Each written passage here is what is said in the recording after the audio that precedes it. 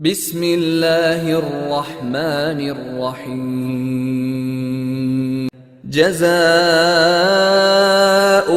عند ربہم جنات عدن تجری من تحتها الانہار خالدین فیہا ابدا رضی اللہ عنہم ورضوا عنہ ذلك لي. السلام علیکم ورحمۃ اللہ وبرکاتہ.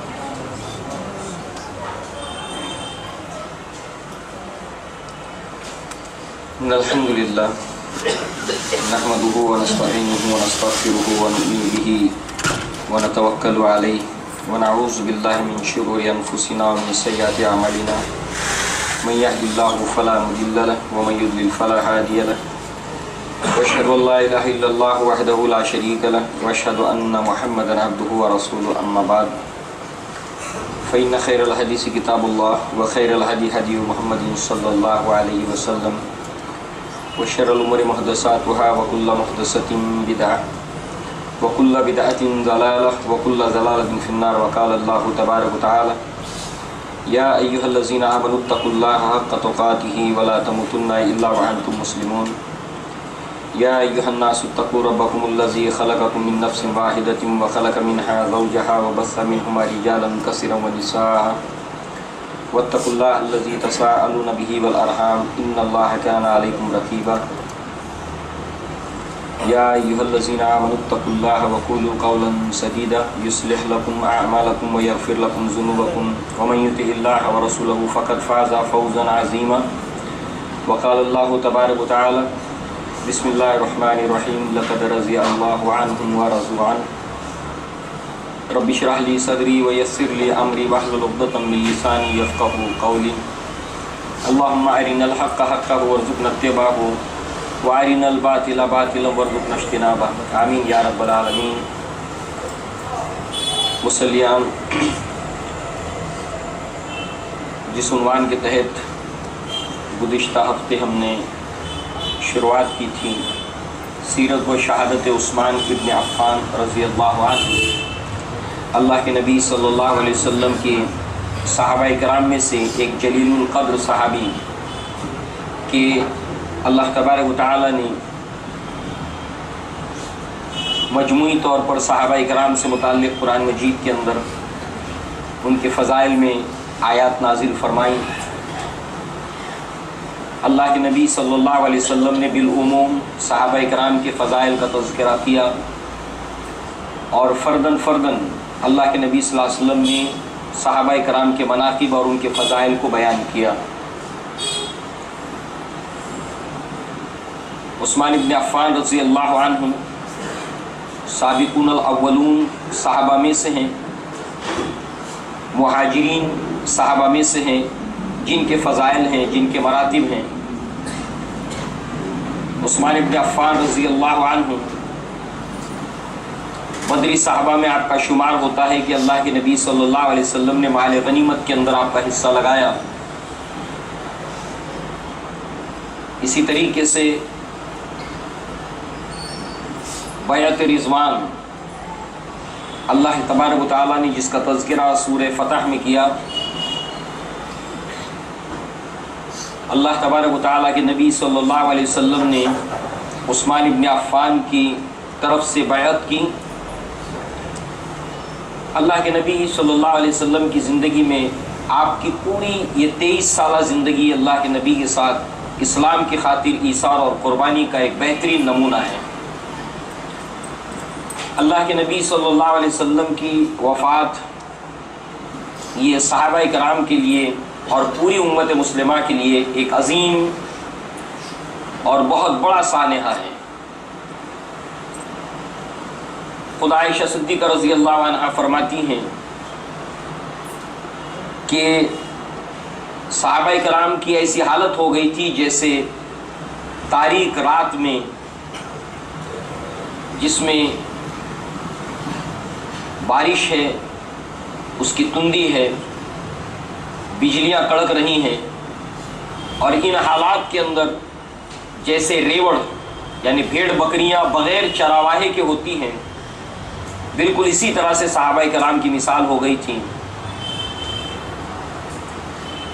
اندرون عرب کے اندر سے کئی ایک بغاوتیں مختلف انداز میں سامنے آ رہی تھیں. ارتداد کی لہر کا سلسلہ شروع ہوا. ساتھ ہی ساتھ نبوت کے جھوٹے دعوے دار کھڑے ہونے لگے. مانعین زکوٰۃ کا معاملہ اٹھ کھڑا ہوا. سلطنت روما اس کی ریشہ دوانیوں کا سلسلہ جاری تھا اللہ کے نبی کے زمانے ہی سے. گویا یہ تمام کے تمام معاملات اتنے نازک مراحل تھے اور ان مراحل کے اندر صدیق اکبر رضی اللہ عنہ کی خلافت کی بیعت ہوئی اور صحابہ کرام نے بہت جلد ان تمام اہم معاملات کو اتنی آسانی کے ساتھ اور اتنے اہم معاملات کو نپٹایا کہ اگر ہم اس کا صرف تصور کریں اور اس کے اوپر غور کریں تو اگر یہی معاملات آج کی امت مسلمہ کے سامنے اگر ہوں تو اس کے لیے ممکن ہی نہیں کہ یہ مسائل حل ہو جائیں. لہذا اس وقت جو ہے وہ مجلس جو شورا ہے اس کی بہت اہمیت ہوتی ہے. ان نازک اور اہم مراحل کے اندر عثمان ابن عفان ابو بکر صدیق کے مشیر خاص تھے. آپ کی جو ایڈوائزری کمیٹی تھی، آپ کی جو مجلس شورا تھی، اس کے اندر عثمان ابن عفان شامل تھے. لہذا اللہ کے نبی صلی اللہ علیہ وسلم کے بعد ابو بکر صدیق رضی اللہ عنہ کے دور خلافت کے اندر آپ مجلس شورا میں تھے. جتنے اہم معاملات اور فیصلے کیے گئے اس کے اندر جو ہے وہ مشوروں کی بہت اہمیت ہوتی ہے اور صاحب الرائے مشیر کا ہونا یہ بھی اسلام کے اندر جو ہے وہ لازم اور ضروری وصف قرار دیا گیا ہے مجلس شورا کے ارکان کے لیے. لہذا ساتھ ہی ساتھ جو ہے وہ آپ ابو بکر صدیق کے دور خلافت کے اندر فتاوا کے کام کو انجام دیا کرتے تھے. جو فتوے دینے ہوتے تھے وہ بھی کام آپ انجام دیا کرتے تھے. پھر کتابت کے معاملات کو، یہ تمام کے تمام ذمہ داریوں کو آپ نے اللہ کے نبی کے زمانے میں بھی پورا کیا. کتابت کے کام آپ کاتب وحی تھے. پھر ابو بکر صدیق کے دور خلافت کے اندر خط و کتابت کا معاملہ ہے، وحی کا سلسلہ تو بند ہو گیا، تو لہذا خط و کتابت کا سرکاری سطح پر معاملہ ہو، فتاوا کو دینے کا معاملہ ہو، مشورے کا معاملہ ہو، ان تمام اہم امور کے اندر آپ نے ذمہ داریاں اور فرائض کو انجام دیا. اسی طریقے سے ابو بکر صدیق کے دور خلافت کا جو 2 سال اور لگ بھگ 3 ماہ یا اس سے کچھ زائد کا عرصہ ہے، اس عرصے کے اندر جو ہے وہ ابو بکر صدیق کے دور خلافت کی جو اہمیت اور آپ کے خلافت کی جو کامیابی ہے اس کے اندر جو مجلس شورا کی اور جو قریب رہ کر جو فرائض انجام دے رہے ہیں اس کی بہت اہمیت ہے. اس نسبت سے عبداللہ ابن مسعود کا ایک قول ہے ابو بکر صدیق کے متعلق رضی اللہ عنہ.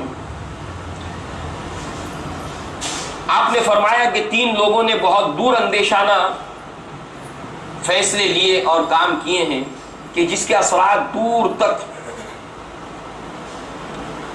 امت مسلمہ کے لیے یا جس کے اثرات دور تک جو ہے وہ سودمند اور فائدہ مند ثابت ہوئے. ایک ان 2 خواتین کا ذکر قرآن مجید میں اللہ تبارک و تعالیٰ نے کیا کہ جنہوں نے اپنے بزرگ والد کو جو بوڑھے ہو چکے تھے ان کو یہ رائے دی موسیٰ علیہ السلام کے متعلق کہ آپ انہیں ملازم رکھ لیں، اور ان کے 2 وصف بیان کیے موسیٰ علیہ السلام کے کہ وہ قوی ہیں اور امین ہیں. اس سے معلوم ہوا کہ ملازم جس کو ہم رکھیں، نوکر جس کو ہم رکھیں اپنے یہاں پر، اس کے 2 اوصاف یہاں پر قرآن نے بیان کیے.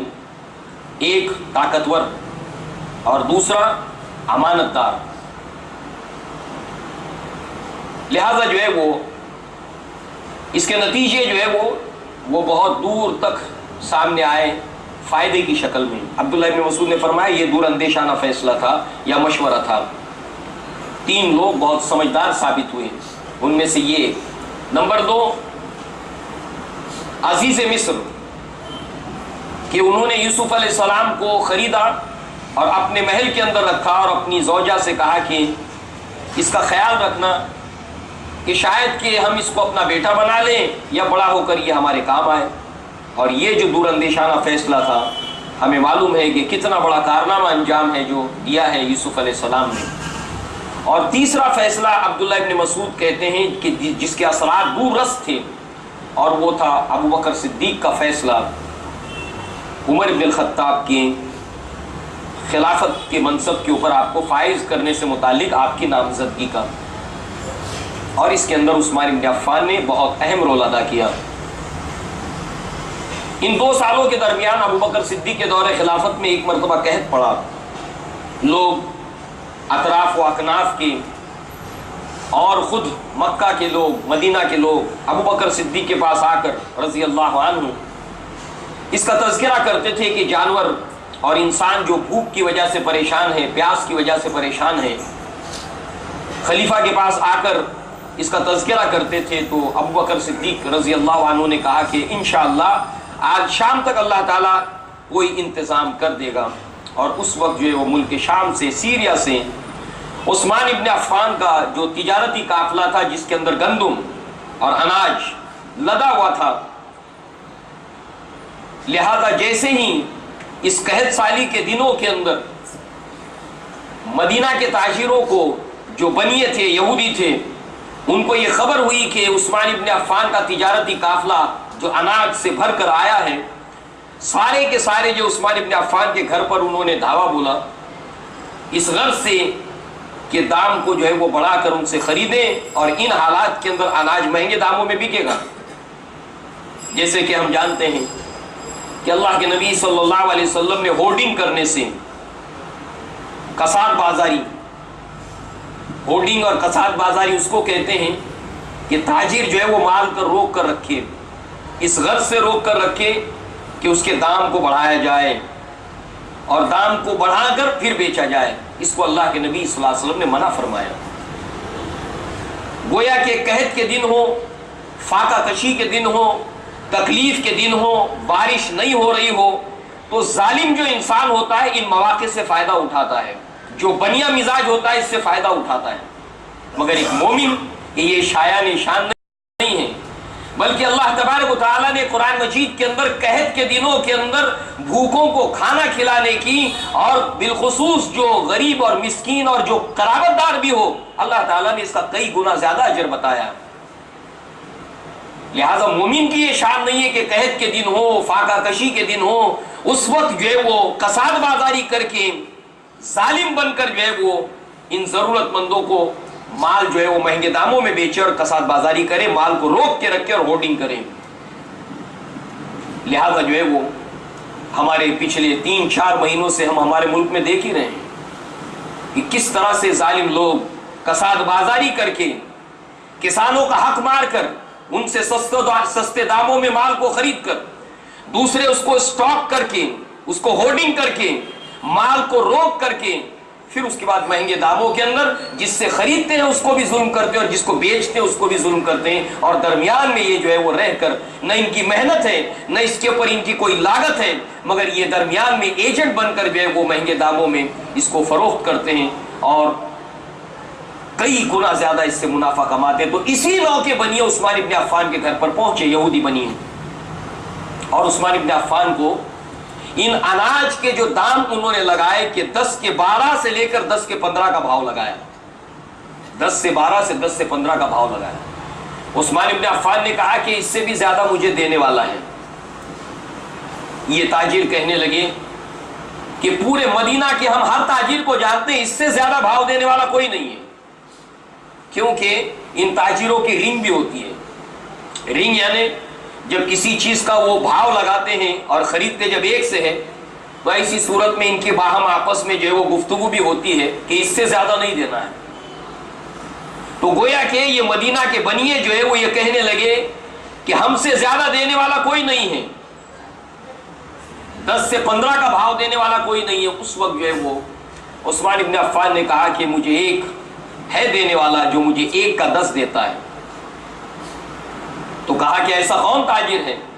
کہا کہ وہ اللہ تبارک و تعالیٰ ہے جو مجھے 1 کا 10 دیتا ہے، اور تم سب گواہ رہو، تم سب تاجروں کو میں گواہ بناتا ہوں کہ میں نے یہ سارا کے سارا اناج مسلمانوں کے لیے وقف کر دیا ہے، اور قحط زدہ لوگوں کے لیے، جو مسلم غیر مسلم سب کے لیے وقف کر دیا ہے۔ لہذا جو ہے وہ یہ عثمان ابن عفان ہے رضی اللہ عنہ، جب سے ایمان لائے ہیں اور ایمان لانے سے پہلے سے لے کر آخر تک پوری زندگی اللہ تبارک و تعالیٰ نے آپ کے ہاتھوں کو ایسے ہی کھلا رکھا ہے، اور خوب آپ نے اللہ کی راہ میں خرچ کیا، اور یہ لقب آپ نے غنی کا پایا اللہ کے نبی صلی اللہ علیہ وسلم کی طرف سے۔ لہذا جس وقت جو ہے وہ عمر بن الخطاب کے دور خلافت کا معاملہ جب طے ہونا تھا، ابو بکر صدیق رضی اللہ عنہ صحابہ کرام سے مشورہ لے رہے تھے بلا کر، تو صحابہ کرام کی 2 طرح کی رائے آئیں عمر بن الخطاب کے متعلق، اور ابو بکر صدیق نے خود پوچھا کہ عمر بن الخطاب کے بارے میں تمہاری کیا رائے ہے؟ تو ایک رائے یہ آئی کہ عمر بن الخطاب جو ہے وہ مزاج سے بہت شدید ہیں، لہذا کچھ لوگوں نے اس بات کے اوپر، صحابہ کرام نے جو ہے وہ یہ بات جتائی، یہ اندیشہ ظاہر کیا کہ آپ کے مزاج میں سختی بہت ہے، اور صحابہ کرام کا جو بھی مشورہ تھا، جو بھی رائے ہوتی تھی، مبنی بر عدل ہوتی تھی، کہ وہ جو رائے رکھتے تھے اس رائے کو دے دیتے تھے۔ لہذا دوسرے صحابہ کرام کی رائے بھی یہی تھی کہ مزاج میں سختی ہے، مگر یہ ہے کہ آپ سے بہتر ہم نے کسی اور کو نہیں پایا ہے۔ بعض نے یہاں تک کہا کہ اے مسلمانوں کے خلیفہ، اللہ تبارک و تعالیٰ آپ سے سوال پوچھے گا کہ ایک سخت گیر انسان کو آپ نے ہم پر، مسلمانوں پر، مومنوں پر مقرر کیا۔ اس وقت ابو بکر صدیق نے کہا کہ اللہ تبارک و تعالیٰ اگر مجھ سے پوچھے گا تو میں کہوں گا کہ میں نے عمر بن الخطاب سے بہتر انسان دھرتی کے اوپر، زمین پر اور کسی کو نہیں پایا۔ عثمان ابن عفان رضی اللہ عنہ سے بھی ابو بکر صدیق رضی اللہ عنہ نے رائے لی کہ عمر ابن الخطاب کے بارے میں آپ کی کیا رائے ہے؟ جیسے کہ عبداللہ ابن مسعود کا قول ہمارے سامنے آیا، عثمان ابن عفان رائے دے رہے ہیں، کہتے ہیں اللہم علم بہ ان سریرتہ خیر من علانیہ وانہ لیس فینا مثلہ۔ آپ نے فرمایا کہ ان کے متعلق اللہ کی قسم، میں جو جانتا ہوں وہ اس کے سوا کچھ نہیں ہے کہ جس قدر جو ہے وہ ان کا ظاہر بہتر ہے، اس سے کہیں زیادہ ان کا باطن جو ہے اس سے کہیں زیادہ بہتر ہے۔ لہذا جو ہے وہ اور میں ہمارے درمیان ان سے بہتر کسی کو نہیں پاتا۔ یہ عثمان بن عفان نے رائے دی۔ ابو بکر صدیق رضی اللہ عنہ اس وقت جو ہے وہ بار بار آپ کے اوپر جو غشی طاری ہو رہی تھی، تو اس وقت کتابت کا کام جو تھا اس معاملے کے اندر آپ کی خلافت کے متعلق، وہ عثمان بن عفان نے انجام دیا، اور ابو بکر صدیق نے اپنے آخری وقت میں عثمان بن عفان کو اس عمل کے لیے دعا دی۔ لہذا جو ہے وہ ابو بکر صدیق کے 2.25 سال کے دور خلافت کے اندر آپ نے اہم فرائض کو انجام دیا، اور یہ سنہرا دور بھی کہلاتا ہے اس لیے کہ آپ ہی کے دور خلافت کے اندر ابو بکر صدیق کے شمالی افریقہ اور اسی کے ساتھ ساتھ جو ہے مانین زکوٰۃ کے معاملے کو آپ نے سر کیا، جتنے فتنے تینوں اندر سے اٹھے تھے سب کی سرکوبی کر کے اس کو دبا دیا، اور ساتھ ہی ساتھ اسی کو استحکام کہتے ہیں، اس لیے کہ ان چیزوں کی اتنی اہمیت ہے کہ اگر غزوہ احد کا ایک واقعہ ہماری نگاہوں کے سامنے ہو کہ جس وقت اللہ کے نبی صلی اللہ علیہ وسلم ایک پہاڑ کی اوٹ میں تھے، آپ کے اطراف صحابہ کرام گھیرا کیے ہوئے تھے، اللہ کے نبی زخمی ہوئے تھے، آپ کا چہرہ لہولہان ہوا تھا، خود کی کڑیاں جو ہے وہ آپ کے دندان مبارک یعنی کہ آپ کے رخسار کے جو اس ہڈی کے اندر داخل ہو گئی تھیں، اور آپ کے فوت ہونے کے متعلق بھی جو ہے وہ افواہ میدان احد کے اندر پھیل گئی تھی، آپ گڑھے میں گر گئے تھے۔ ان حالات کے اندر جب کفاران قریش واپس ہونے لگے تو ابو سفیان جو ابھی ایمان نہیں لائے تھے اعلان کیا کہ تمہارے درمیان محمد صلی اللہ علیہ وسلم ہیں۔ اللہ کے نبی نے صحابہ کرام کو خاموش رہنے کا اشارہ کیا، کوئی جواب نہ دیا۔ ادھر سے ابو سفیان کی اس ندا کا ایک مطلب تھا، اور اللہ کے نبی کے خاموش رہنے کے حکم دینے کا ایک مطلب تھا۔ ابو سفیان نے بعد اس کے کہا کہ تمہارے درمیان ابو بکر صدیق موجود ہیں رضی اللہ عنہ۔ اللہ کے نبی نے فرمایا خاموش رہیں، کوئی جواب نہ دیں۔ اس کے بعد میں کہا کہ تمہارے درمیان عمر ابن الخطاب رضی اللہ عنہ موجود ہیں۔ اللہ کے نبی نے فرمایا کوئی جواب نہ دیا جائے۔ مگر جب چوتھی مرتبہ اس نے جشن کے طور پر جو ہے وہ اعلان کیا، یعنی کہ اب اسلام ختم ہو گیا معاذ اللہ، کیونکہ اللہ کے نبی کے بعد جو قیادت تو سنبھال سکتے تھے وہ ابو بکر صدیق تھے، ابو بکر کے بعد جو تھے وہ عمر تھے۔ اب اگر ان کے متعلق کوئی خبر نہیں آ رہی، مطلب یہ ہے کہ ہمارا مقصد پورا ہو گیا، یعنی جو وہ چاہتے تھے یریدون لیطفئوا بنور اللہ بافواہہم، کہ یہ اللہ تعالیٰ کے نور کو اپنی پھوکوں سے بجھانا چاہتے ہیں، گویا کہ انہوں نے یہ سمجھا کہ ہم نے اسلام کے چراغ کو بجھا دیا۔ لہذا یہاں پر اسی اللہ کے نبی صلی اللہ علیہ وسلم کی وفات کے بعد فوراً اندر سے ہی بغاوتیں شروع ہو گئی۔ مانین زکوٰۃ، بیت المال میں زکوٰۃ نہیں دیں گے، نبوت کے جھوٹے دعوے دار کھڑے ہو گئے۔ اب معاملہ کوئی مسئلہ نہیں ہے، اللہ کے نبی جب تک تھے تو خاموش تھے، اب انہوں نے سر اٹھانے شروع کر دیے۔ اسی طریقے سے جو ہے وہ ارتداد کی ایک لہر اٹھی۔ قیصر جو ہے وہ باہر سے ریشہ دوانیاں شروع کر رہے ہیں۔ ایسے حالات کے اندر جو ہے وہ ان نازک مراحل کے اندر جو ہے وہ آپ دیکھیں کہ ابو بکر صدیق نے ان تمام کے تمام اندرون میں اٹھنے والے فتنوں کو نہ صرف ختم کیا، بلکہ اللہ تبارک و تعالیٰ نے اس کے اندر جو عدم استحکام کا شکار ہونے کا جو خواب دیکھ رہے تھے اس کو ختم کیا ابو بکر صدیق نے اپنے دور خلافت کے اندر۔ بعد اس کے آپ نے عمر ابن الخطاب کے متعلق جو نامزدگی کا اظہار کیا، اس کے اندر عثمان ابن عفان نے اہم رول ادا کیا۔ جو کام آپ عہد فاروقی میں کرتے رہے، عہد صدیقی میں کرتے رہے، یعنی کتابت کا، خط و کتابت ہے، جنبانی ہے، گورنروں کو خطوط لکھنا ہے، یہ سلسلہ ہے، ساتھ ہی ساتھ جو ہے وہ اس کے اندر مشیر خاص تھے، بلکہ آپ کو ردیف کہا جاتا تھا عمر ابن الخطاب کا۔ ردیف کہتے ہیں عموماً معاذ ابن جبل کی ایک روایت اور ابن عباس کی بھی ایک روایت ہے کہ آپ اللہ کے نبی کے ساتھ کھچر پہ اور کہیں اونٹ کے اوپر بیٹھے تھے، تو ایسا کہتے ہوئے صحابہ کرام ملتے آنا ردیف النبی صلی اللہ علیہ وسلم، میں اللہ کے نبی کا ردیف تھا۔ ردیف مراد ایک ہی سواری کے اوپر دو لوگ سوار ہوتے ہیں، اور جو پیچھے بیٹھنے والا ہوتا ہے اس کو ردیف کہتے ہیں۔ اور ردیف اس کو بھی کہتے ہیں جو کسی بادشاہ کا دایاں اور بایاں ہو، خاص، مشیر خاص۔ تو گویا کہ عثمان ابن عفان کو عمر ابن الخطاب کا ردیف کہا جاتا تھا، اور عبد الرحمن ابن عوف کو، جس کو آج کی اصطلاح میں ہم کہتے ہیں لیفٹ اینڈ رائٹ، وہ فلاں جو ہے وہ ان کے لیفٹ وہ ہے اور رائٹ وہ ہیں، سارا کام انہی سے چلتا ہے ان کا۔ گویا کہ عثمان ابن عفان اور عبد الرحمن ابن عوف جو ہے وہ یہ مشیر خاص بھی تھے، اور عثمان ابن عفان کو آپ کا ردیف کہا جاتا تھا۔ لہذا جو ہے وہ آپ نے عمر ابن الخطاب کے دور خلافت کے اندر جو ہے وہ اکاؤنٹس، اس کی شروعات جو ہے وہ عثمان ابن عفان نے اپنے مشورے سے جو ہے عمر ابن الخطاب کو مشورہ دیا، اور عمر ابن الخطاب نے اس کو پسند فرمایا، اور جو اکاؤنٹس کا مال جو آ رہا ہے، جو جا رہا ہے، اس کا حساب کتاب رکھنا، اس کے سلسلے کو آپ نے شروع کیا، اور اس کی ذمہ داری کو آپ نے آپ کے دور خلافت میں بخوبی انجام دیا۔ ساتھ ہی ساتھ جو ہے وہ اس کے اندر سن ہجری کے آغاز کا معاملہ ہوا۔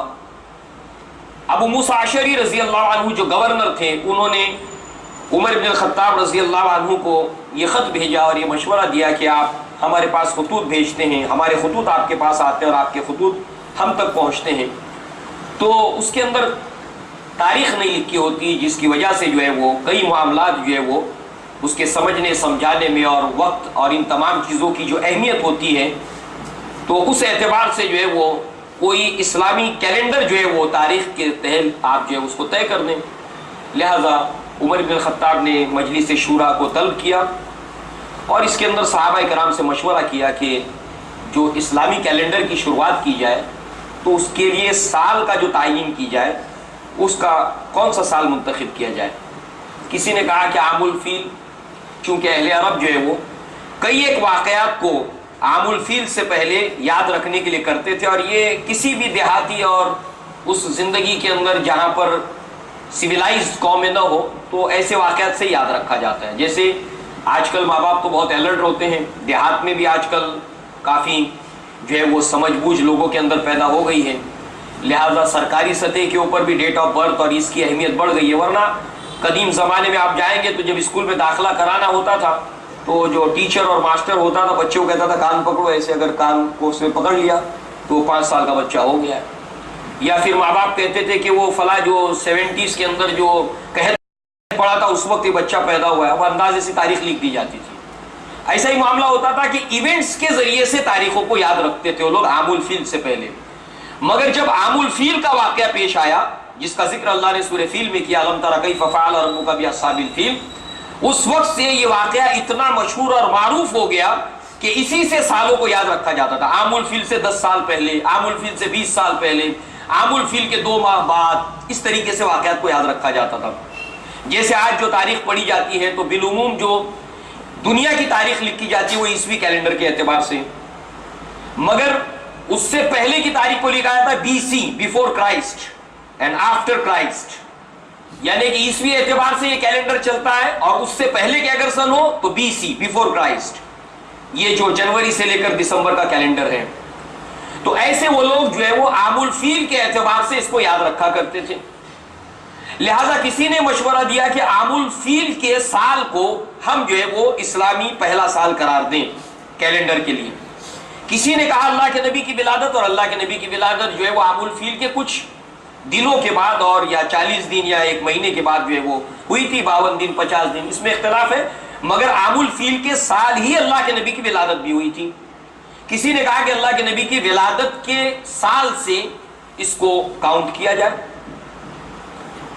کسی نے اور کوئی مشورہ دیا، تو لہذا اس کے اندر جو ہے وہ جو مشورے سامنے آئے اس کے اندر علی بن ابی طالب نے جو ہے وہ یہ مشورہ دیا کہ ہجرت جو ہوئی تھی جس سال سے، اس سال سے اسلام کے دور کے ایک نئے دور کا آغاز ہوا تھا، مغلوبیت سے غلبے کی طرف، ضعف سے قوت کی طرف ہجرت ہوئی تھی، تو لہذا اسی سے اس کی شروعات کی جائے۔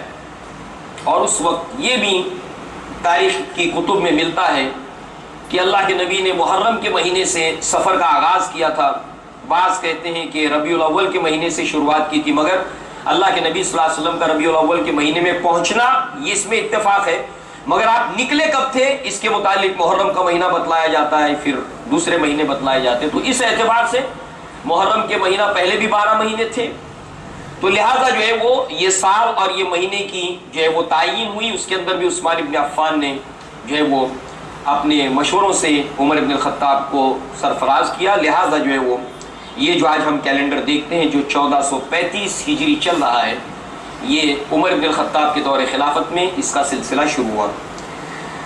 ساتھ ہی ساتھ جو ہے وہ اراضی زمین، یعنی فتوحات کے بعد جو زمینیں ہاتھ آتی تھیں، تو عمر بن الخطاب رضی اللہ عنہ نے یہ کیا کہ مجاہدین کو یہ زمینیں جو تفویض کر دی جائیں، مگر عثمان بن عفان نے مشورہ دیا کہ اگر مجاہدین کو یہ زمینیں تفویض کر دی گئیں تو ایسی صورت میں معاملہ یہ ہوگا کہ وہ کھیتی باڑی میں اور باغات میں اور اسی کے اندر مصروف ہو جائیں گے، غلہ بانی میں، لہٰذا اس کی بجائے جو ہے وہ جو زمینوں کے مالک ہیں انہی کے سپرد رکھی جائے، انہی کے حوالے کی جائے، تو اس سے خراج کی صورت میں اور زکوٰۃ کی صورت میں مال آئے گا، اور اس طریقے سے بیت المال میں مال بھی آئے گا، اور ساتھ ہی ساتھ جو اللہ تبارک تعالیٰ کے دین کے لیے یہ جو اللہ تعالیٰ کے بندے ہیں یہ بھی مصروف رہیں گے۔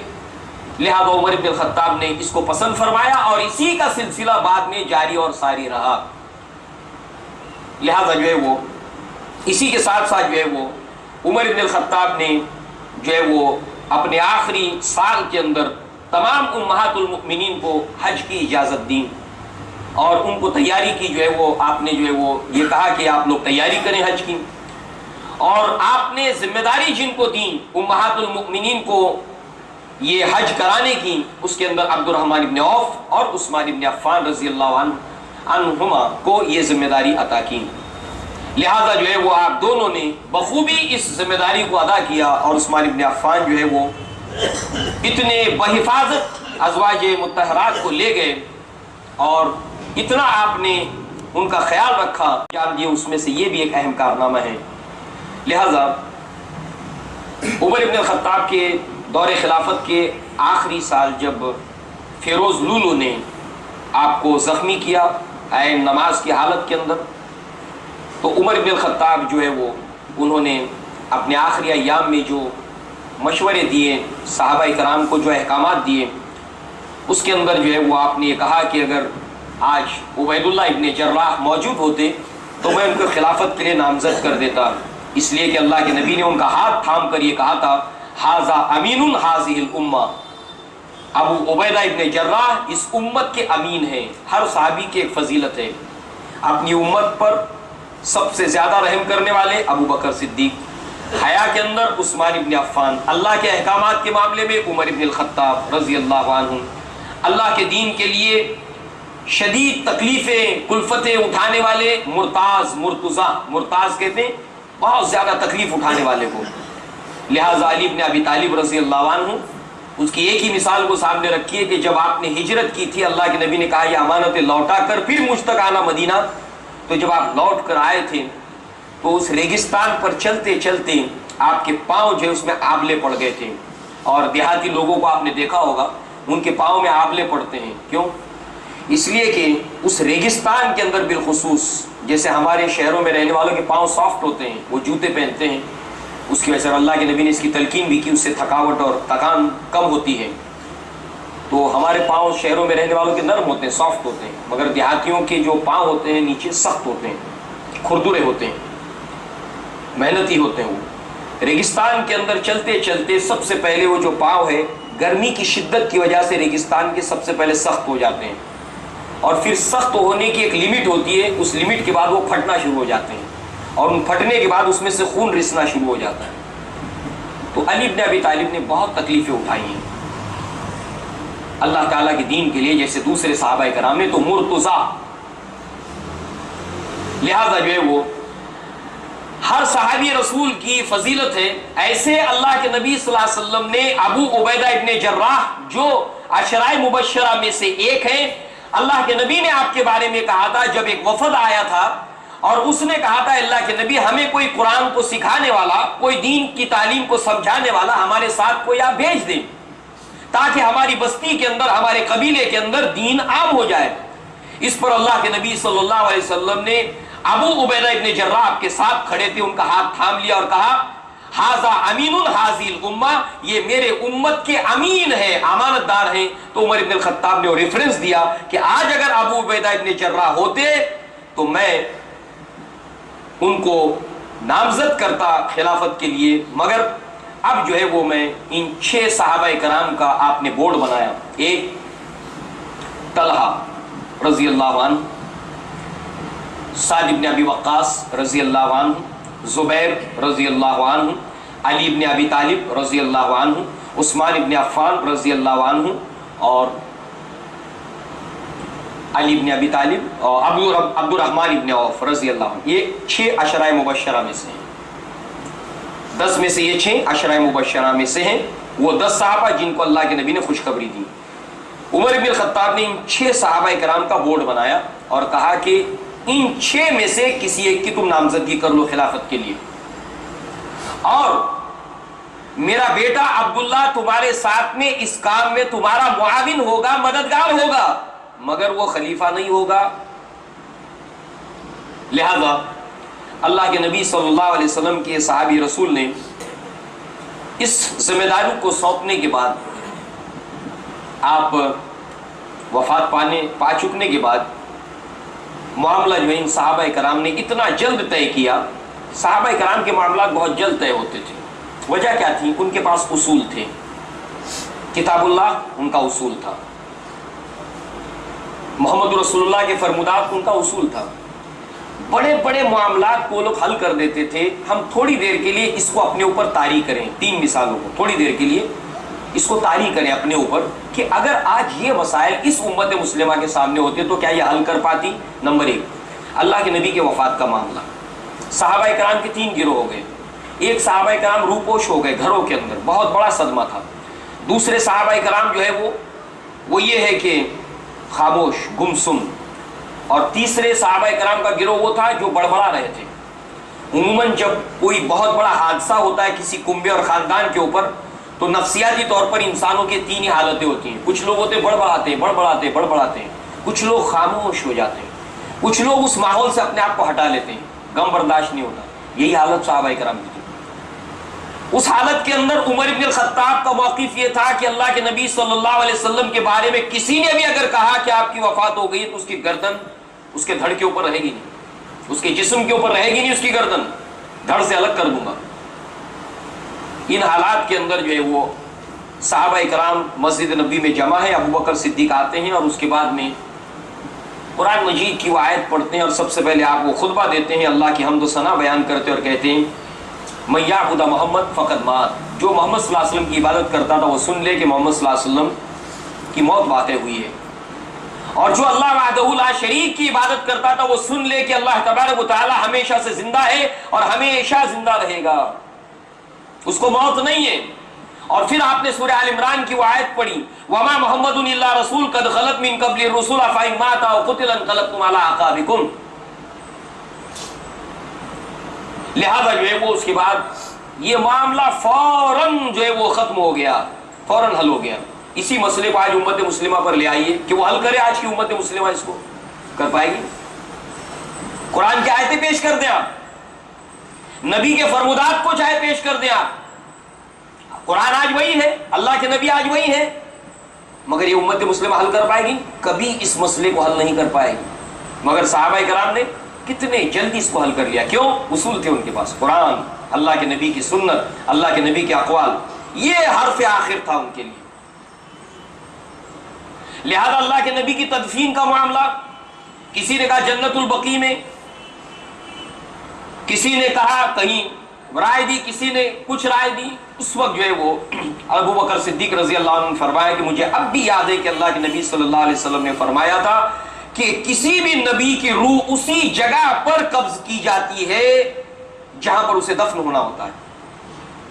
لہذا قال رسول اللہ صلی اللہ علیہ وسلم, جب سنا دیا مسئلہ حل ہو گیا, اسی جگہ عائشہ صدیقہ رضی اللہ عنہا کے حجرے کے اندر آپ کی وفات ہوئی تھی, اسی جگہ پر آپ کی تدفین عمل میں آئی. آج کی امت مسلمہ کے سامنے مسئلہ رکھ دیں, قرآن چاہے پیش کر دیں, نبی کا فرمان پیش کر دیں, باوجود اس کے وہ حل کر پائے گی؟ نہیں. خون کی ندیاں بہہ جائیں گی, سول وار ہوگا, خانہ جنگی ہوگی, مگر یہ مسائل نہیں حل کر پائے گی. کیوں؟ آج کی امت مسلمہ کے پاس اصول باقی نہیں رہ گئے. اصول دین جو اللہ تعالیٰ نے دیے تھے, جو اللہ کے رسول نے دیے تھے, وہ باقی نہیں رہے. اللہ کو مانتے ہیں, اللہ کی نہیں مانتے. رسول اللہ صلی اللہ علیہ وسلم کو مانتے ہیں, رسول اللہ صلی اللہ علیہ وسلم کی نہیں مانتے. صحابہ کرام کو مانتے ہیں, صحابہ کرام کی نہیں مانتے. یہ مسئلہ ہے.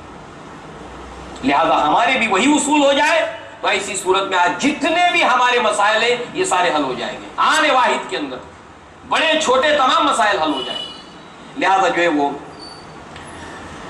صحابہ کرام کے یہ جو 6 صحابہ کرام کا بورڈ بنایا, زبیر ابن عوام رضی اللہ عنہ نے, ان 3 صحابہ کرام نے, جس کے اندر سے زبیر رضی اللہ عنہ نے کہا کہ میں اپنی رائے کو علی ابن ابی طالب کی رائے کے ساتھ گم کر دیتا ہوں, جو ان کی رائے وہ میری رائے, اور میں اپنے آپ کو خلافت سے دستبردار کرتا ہوں. طلحہ رضی اللہ عنہ نے کہا کہ میں اپنی رائے کو عثمان ابن عفان کی رائے میں گم کر دیتا ہوں, جو ان کی رائے وہ میری رائے, اور میں اپنے آپ کو خلافت سے دستبردار کرتا ہوں. سعد ابن ابی وقاص نے کہا کہ میں اپنی رائے کو عبد الرحمن ابن عوف رضی اللہ عنہ کی رائے میں گم کرتا ہوں, جو ان کی رائے وہ میری رائے, اور میں اپنے آپ کو خلافت سے دستبردار کرتا ہوں. 50% مسئلہ حل ہو گیا. بحث نہیں, مباحثہ نہیں, جھگڑا نہیں, لڑائی نہیں.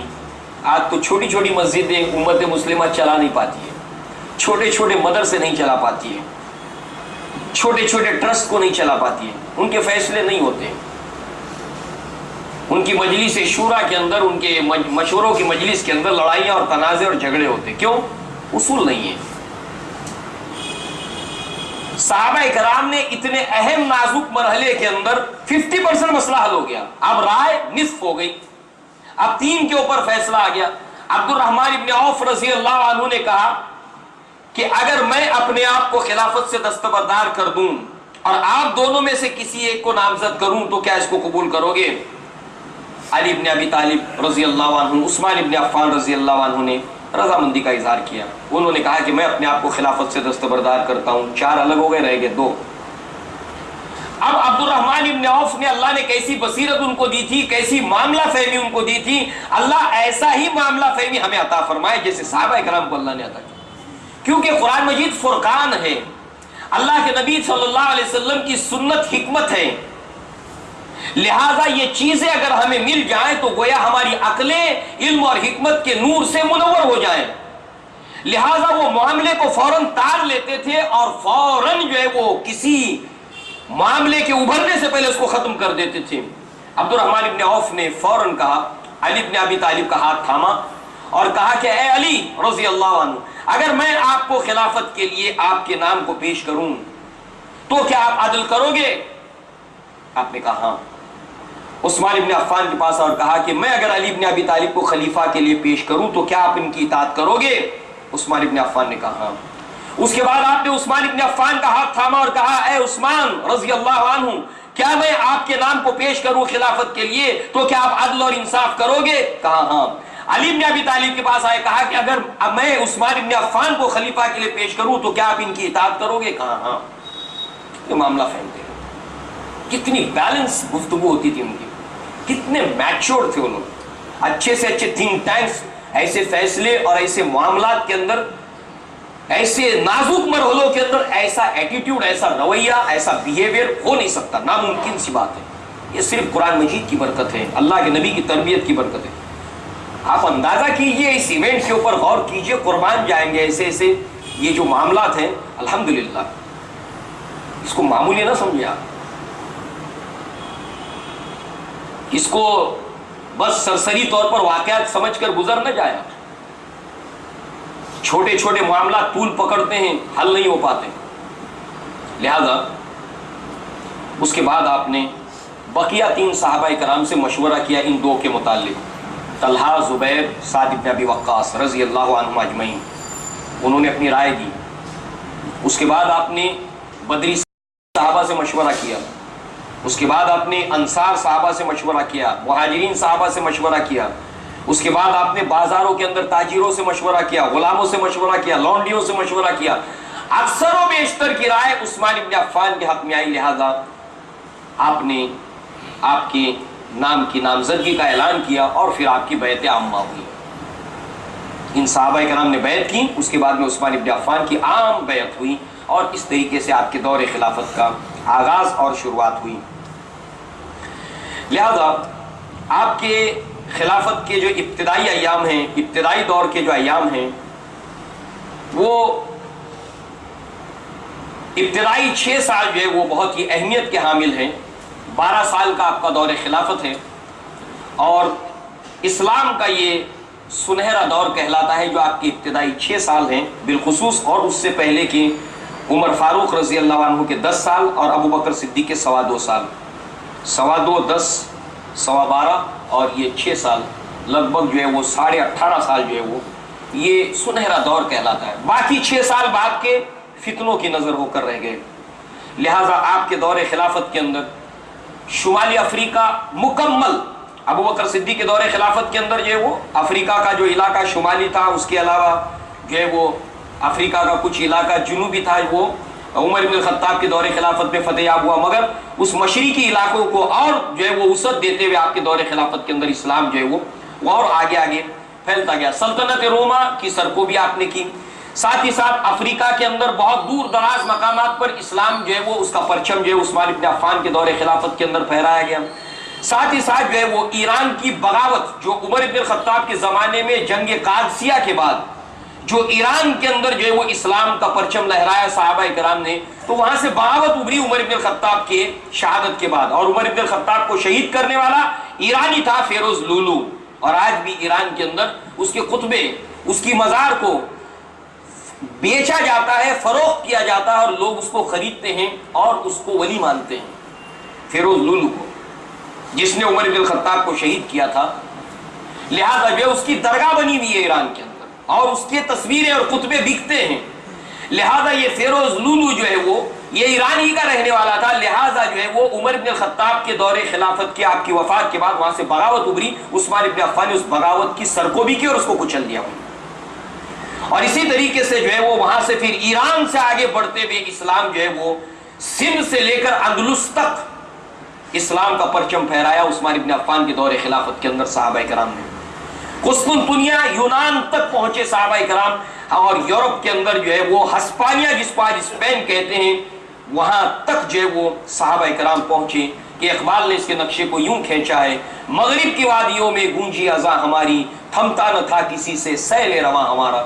اتنی تیز رفتاری کے ساتھ میں یہ سیلاب جو ہے وہ اسلام کا یورپ کے دروازے یعنی اسپین تک پہنچ گیا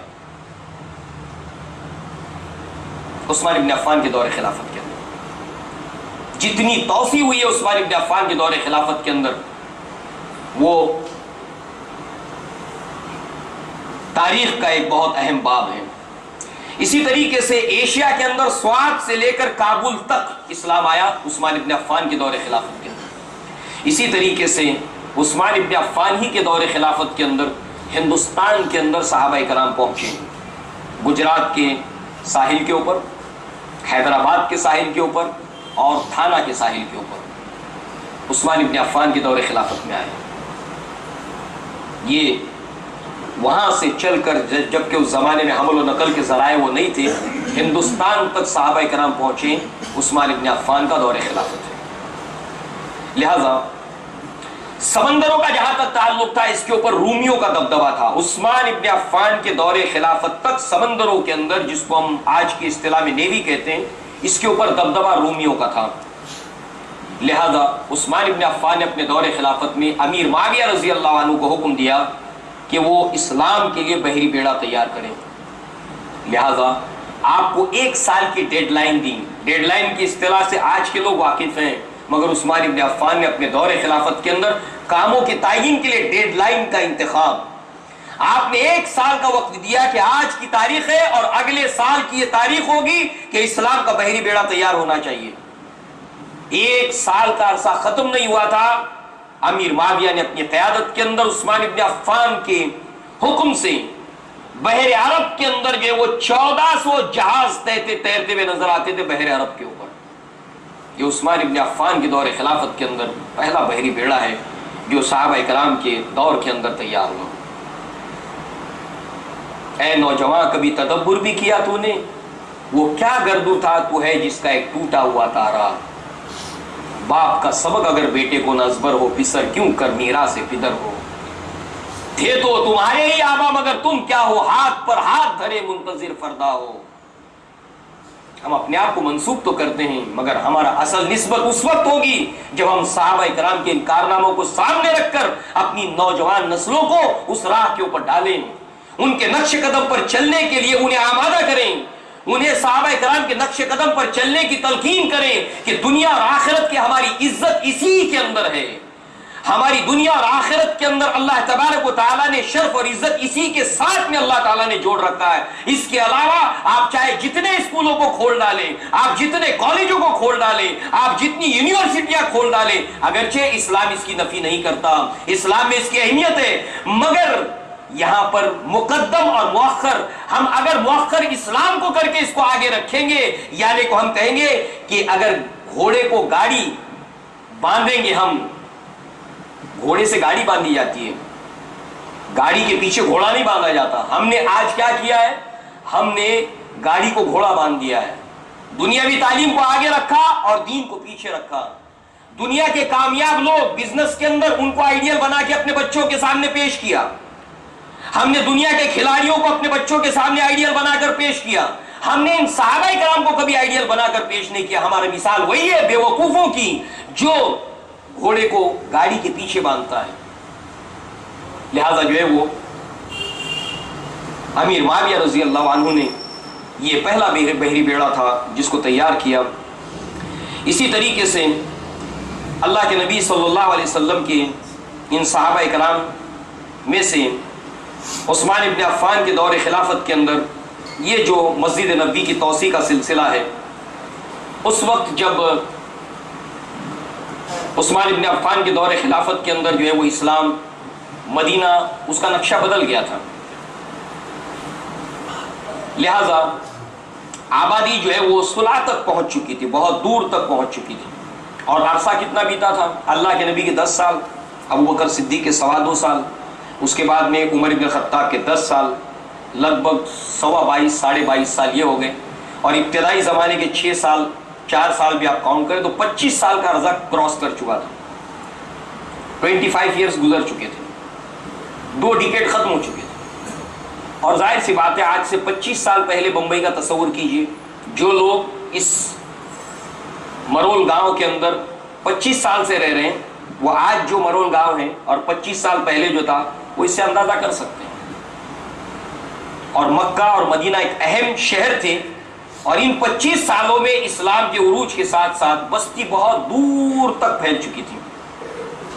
لہذا اس نسبت سے مسجد نبوی کی توسیع آپ کے دور خلافت کے اندر ہوئی 2 مرتبہ. ایک مرتبہ اللہ کے نبی کے زمانے میں توسیع ہوئی جب خیبر فتح ہوا تو اللہ کے نبی نے مسجد نبوی کو بنایا ہجرت کرنے کے بعد. اس کے بعد اس کی توسیع کی جب خیبر فتح ہوا. خیبر فتح ہونے کے بعد ابو بکر صدیق کے زمانے میں اس کی توسیع نہیں ہوئی، عمر بن الخطاب کے زمانے میں توسیع ہوئی. عمر بن الخطاب کے زمانے میں توسیع ہوئی، توسیع کی گئی، مگر جو سٹرکچر تھا اللہ کے نبی کے زمانے میں عین اسی سٹرکچر کو رکھا گیا. یعنی کہ اس کے اندر جو مٹیریل استعمال کیا گیا وہ مٹیریل وہی تھا جو اللہ کے نبی کے زمانے میں استعمال کیا گیا. جیسے کھجور کے تنوں کے ستون ہیں، اسی طریقے سے چھپر جو ہے وہ کھجور کے چھالوں کا ہے، اسی طریقے سے ریگزار جو ہے وہ اس سے سنگرے سے جو ہے اس سے فرش جو ہے وہ اس کو رکھا گیا. یعنی مٹیریل وہی استعمال کیا گیا عمر بن الخطاب کے دور خلافت میں.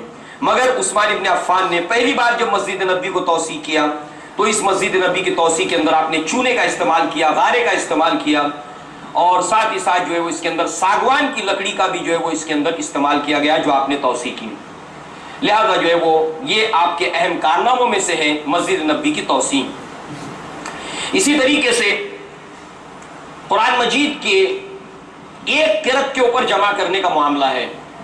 چونکہ صحابہ کرام کے پاس جو قرآن تھا اس قرآن کے اندر جو ہے وہ ان کی اپنی زبان عربی تھی، مگر جیسے جیسے اسلام کی توسیع ہونے لگی اور عجمی لوگ اس میں داخل ہونے لگے تو ظاہر سی بات ہے جو ماہرین لسانیات ہیں کہ زبان کی چاہے جتنی توسیع ہو وہ اس کے قائل ہوتے ہیں، زبان کی توسیع ہونی چاہیے، مگر اس کا ایک سٹینڈرڈ پیمانہ ہے، وہ مجروح نہیں ہونا چاہیے.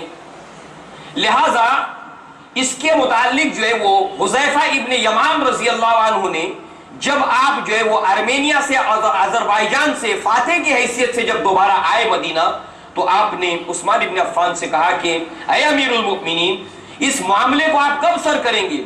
اس لیے کہ یہاں پر آپ کی قیادت کے اندر آذربائیجان ہے، ارمینیا ہے، یہاں کے جو مسلمان جو عجمی تھے جو اسلام کے اندر داخل ہونے کے بعد جب قرآن پڑھتے ہوئے صحابہ کرام نے دیکھا تو اس کی قرأت میں فرق واقع ہو رہا تھا.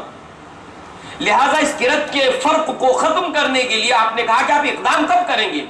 لہٰذا اس وقت جو ہے وہ عثمان ابن عفان نے جو ہے وہ تمام قرآن کے اندر جس سے قرأت کے اندر فرق واقع ہو رہا تھا اس کو منگوا کر ایک سرکاری سطح کے اوپر جو وہ ایک قرأت کے اوپر اس کو جمع کر کیا، اس کے نقلیں کروائیں.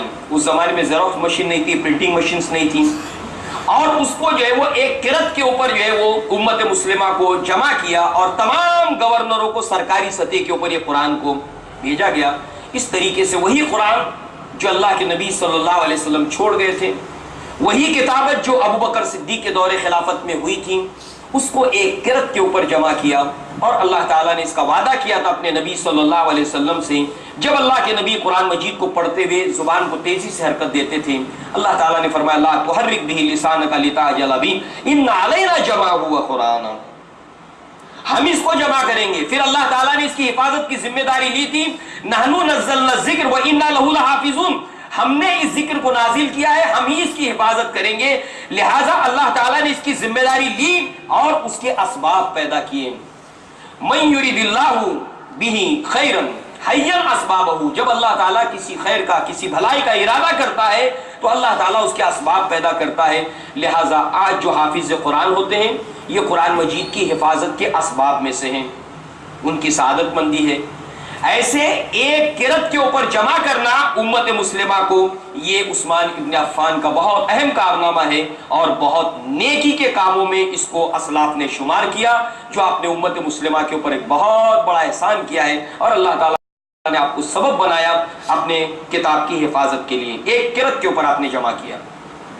عثمان ابن عفان نے کوئی نیا قرآن نہیں لایا، چونکہ عثمان ابن عفان کے اوپر جو بہتان لگایا جاتا ہے، عثمان ابن عفان پر کیا، رضی اللہ عنہ، ابو بکر صدیق رضی اللہ عنہ کے اوپر اور عمر ابن الخطاب رضی اللہ عنہ کے اوپر جو بہتان لگایا جاتا ہے، تو ظاہر سی بات ہے ان تمام چیزوں کی نفی ہوتی ہے قرآن مجید کی ان آیات کے ذریعے سے، کہ اللہ تعالیٰ نے اس کی حفاظت کی ذمہ داری خود اپنے اوپر لی۔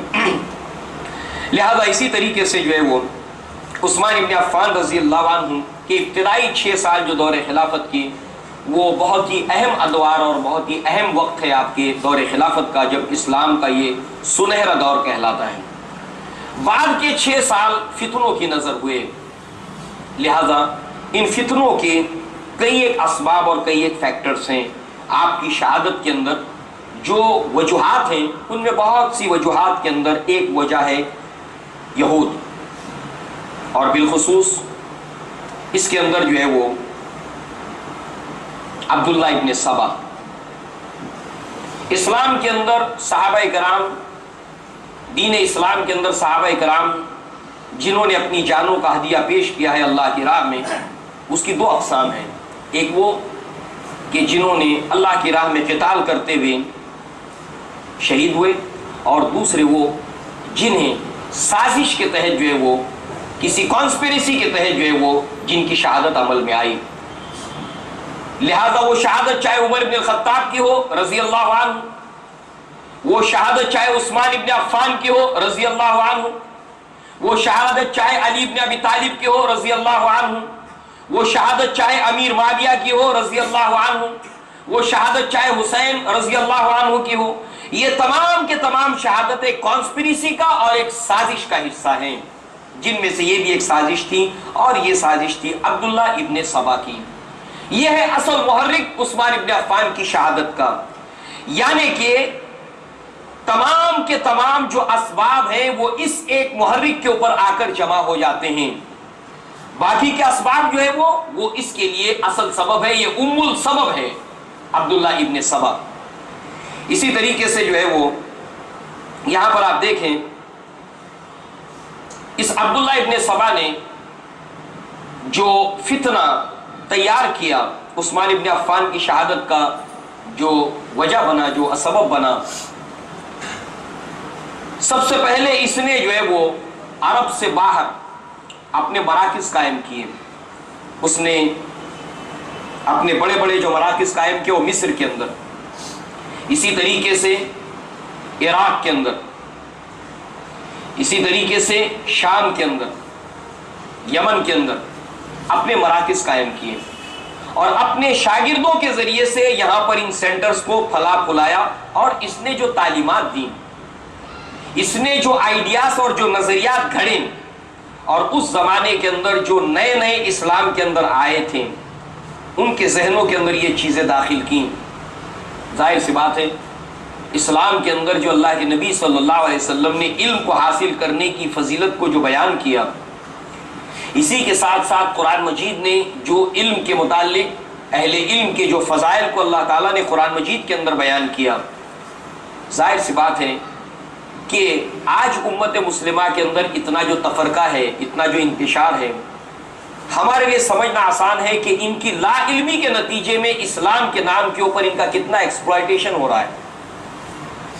آج ہندوستان کی حد تک اگر ہم غور کریں تو اسلام کے نام کے اوپر جو استحصال ہو رہا ہے مسلمانوں کا، اسلام کا نام لے کر، محبت رسول کے نام کے اوپر، امت مسلمہ سیدھی سادھی ہے، بھولی بھالی ہے، محبت رسول میں عقیدت میں کوئی دو رائے نہیں ہے، وہ اللہ کے نبی سے محبت کرتی ہے، محبت رسول میں عقیدت ہے، بصیرت نہیں ہے، بصیرت یہ دینا نہیں چاہتے۔ محبت عقیدت اللہ کے نبی صلی اللہ علیہ وسلم کی عقیدت والی محبت ہے، مگر بصیرت والی محبت نہیں ہے۔ صحابہ کرام اللہ کے نبی سے عقیدت کے ساتھ محبت کرتے تھے اور بصیرت کے ساتھ محبت کرتے تھے۔ محبت رسول کی اولاد سے، اس کے ماں باپ سے زیادہ، اس کے مال و دولت سے زیادہ اور اس کے نفس سے زیادہ 4 ہی چیزیں، ماں، باپ، اولاد اور اپنی جان سے زیادہ محبوب نہ ہو جاؤں. لہذا یہ ایمان کا جز ہے، ایمان کی نفی کی اللہ کے نبی نے، لہذا اسی ایک اصل چیز کو لے لیا، ایک حقیقت کو لے لیا، مگر اس کو استعمال کیا اپنے مفاد کے لیے، اپنے مسلک کے لیے، اپنی جماعت کے لیے، اپنے کنبے کے لیے، اپنی ذات کے لیے اس محبت رسول کا استعمال کیا، اور محبت رسول کے نام پر دکانیں لگائیں، محبت رسول کے نام کے اوپر استعمار قائم کیے، قلعے قائم کیے. اللہ تعالیٰ نے قرآن مجید کے اندر فرمایا یا ایھا الذین آمنوا، اے اہل ایمان، ان من کثیر من الاحبار والرہبان، اے اللہ، اے اہل ایمان کے بہت راہبوں میں سے اور احبار میں سے، احبار سو میں سے بہت بڑی تعداد ایسے لوگوں کی ہے جو کیا کرتی ہے، لیاکلون اموال الناس، جو لوگوں کا مال کھاتی ہے ناجائز طریقے سے. انٹینشن کیا ہے؟ اپنی پگڑی، اپنا جبہ، اپنا مال، اپنی دکانیں، ان سب کی حفاظت کے لیے محبت رسول کا استعمال ہے.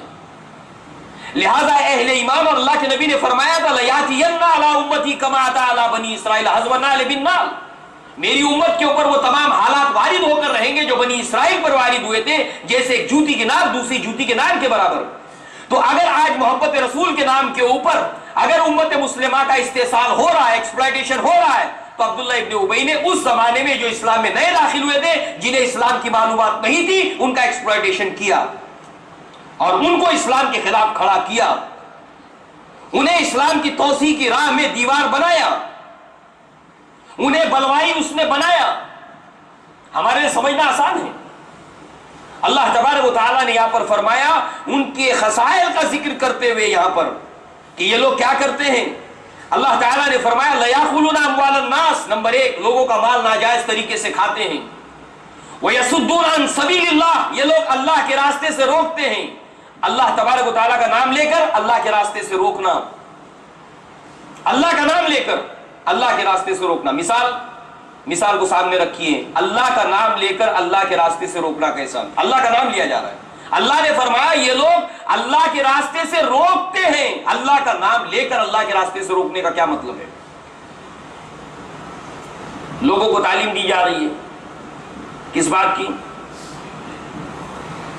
عمر ابن الخطاب کے دور خلافت کا قصہ لوگوں کو سنایا جا رہا ہے. سند، عوام کو سند سے کیا غرض ہے؟ اللہ کے نبی صلی اللہ علیہ وسلم کے صحابہ کا وطیرہ تھا، سند مانتے تھے. کہاں ہے نبی صلی اللہ علیہ وسلم نے کہا فرمایا کوئی شہادت گواہ ہے تو لاؤ. اللہ تعالیٰ نے قرآن میں فرمایا وَلَا تَقْفُ مَا لَيْسَ لَكَ بِهِ عِلْمٌ، ایسی چیز کے پیچھے مت چلو جس کا تمہیں علم نہیں ہے. ان السمع والبصر والفؤاد كل اولئک کان عنہ مسئولا، تمہاری سماعت جس سے علم حاصل ہوتا ہے، تمہاری بصارت جس سے علم حاصل ہوتا ہے، تمہیں دل دماغ دیے جو نتیجہ نکالتی ہے، اس کے بارے میں اللہ تم سے سوال پوچھے گا. اندھوں کی طرح زندگی کی بسر کی. 2 روپے کے ٹماٹر خریدنے تھے تو پورے بازار کو الٹ پلٹ دیا، مگر دین کی بات ایک حدیث میں آیا ہے لے لیا. اللہ تعالیٰ نے قرآن میں فرمایا، کہاں فرمایا؟ قرآن کے اندر لے لیا. دین اتنا سستا ہو گیا دنیا کے مقابلے میں. سبزی ترکاری اس کو چھان پھٹک کر لینے کے لیے تیار، مول تول کر لینے کے لیے تیار، مگر دین کی بات چاہے جو بول دے، جس طرح سے بول دے اس کو لینے کے لیے تیار. اسی وجہ سے فساد رونما ہوتا ہے، یہی وجہ ہے. اور پھر معاملہ کیا ہوتا ہے؟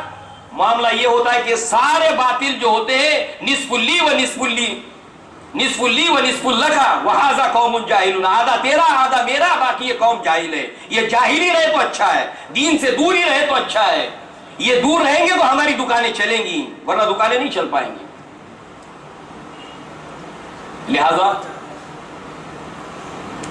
عمر ابن الخطاب کے دور خلافت کے اندر دریائے نیل کے اندر 2 شیزہ کو دفن کیا جاتا تھا. قصہ سنایا جا رہا ہے، سند ونت سے بحث نہیں، سمجھایا جا رہا ہے اللہ کے راستے سے کیسے روکنا، اللہ سے، اللہ کا نام لے کر اللہ کے راستے سے کیسے روکنا.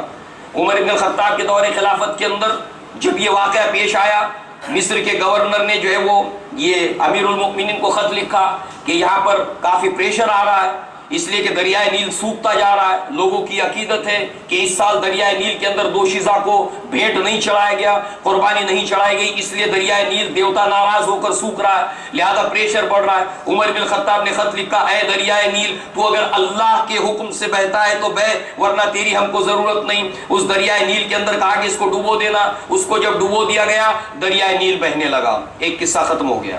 اس میں اللہ بھی آیا, اس میں عمر بن خطاب بھی آ گئے, اس میں صحابہ کرام بھی آ گئے, سب کچھ آ گیا اس کے اندر. لوگ سمجھ رہے اللہ اس کے رسول کی صحابہ کی باتیں ہو رہی ہیں.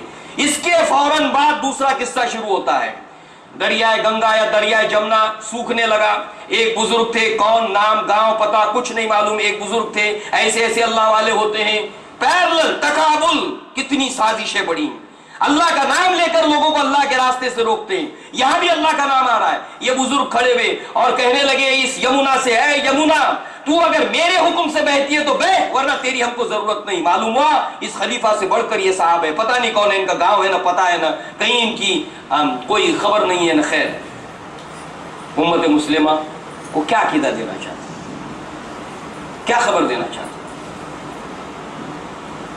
لہذا اگر اس زمانے کے اندر لا علمی کا فائدہ اٹھا کر عبداللہ ابن امی نے نیو کمرز اسلام کے اندر ان کو ایکسپلائٹ کیا, یہ سمجھنا ہمارے لیے کچھ مشکل نہیں ہے. اگر ہم آج کے دور کو امت مسلمہ کو دیکھیں, اسلام کے نام کے اوپر ان کو ایکسپلائٹ کیا جا سکتا ہے. ہاں, مگر ان کے اندر اگر قرآن کا علم آ جائے, ان کے اندر اگر نبی صلی اللہ علیہ وسلم کا علم آ جائے تو پھر آسان نہیں ہے, سوئی رکھنے کی جگہ نہیں ملے گی. اللہ تعالیٰ سے دعا ہے کہ اللہ تعالیٰ ہمیں دین کی سمجھ عطا فرمائے, اور انشاءاللہ عثمان ابن عفان کی اس شہادت کے سلسلے کو کہ جو اس کے اسباب ہیں اس میں سب سے پہلا جو نیوکلیس ہے عبداللہ ابن سبا, لہذا اس کو ہم آگے جاری رکھیں گے.